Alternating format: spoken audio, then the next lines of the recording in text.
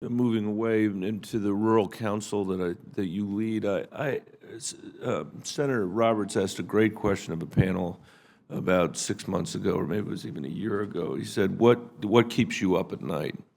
It was several producers from around the country, and we went down the row, and the person in the middle said, "What keeps me up at night is immigration," and everybody nodded their head. I wondered whether that topic has been something that is being addressed in your rural council or someplace. What you're hearing from producers around the country, I am hearing from producers in our state that this broken immigration system is seriously jeopardizing their farms and ranches and our businesses. Senator, this is one of the more frustrating issues that we deal with on a regular basis at USDA. There's no question that a substantial percentage of food that's picked and processed in this country is done so by immigrant hands. And it's also true that there are certain parts of the country today where things are not being picked and packaged simply because there aren't sufficient hands. It's frustrating for us to step back and understand that everyone believes the system's broken. There's no disagreement about that.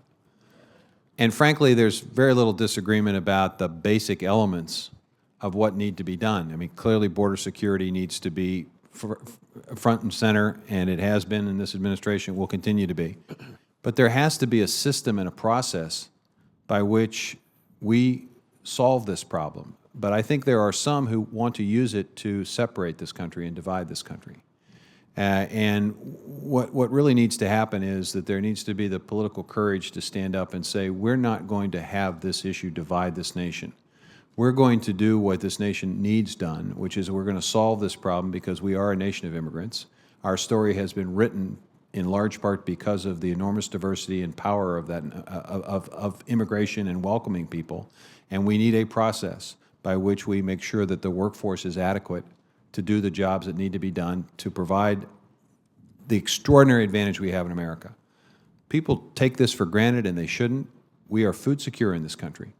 Now, you travel all over the world. You're going to go to countries big and small. I'm going to be spending time tonight in my home state with Chinese leaders. They need our soybeans to be able to feed their people. We don't really need anybody's food to feed our people.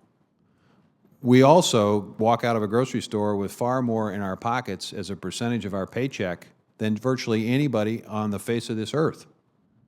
And there are reasons for that, and one reason is that we are extraordinarily productive and our farmers do an extraordinary job and an underappreciated job.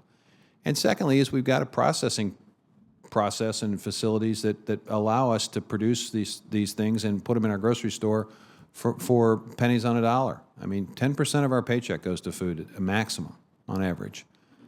Most other countries, it's 15, 20%.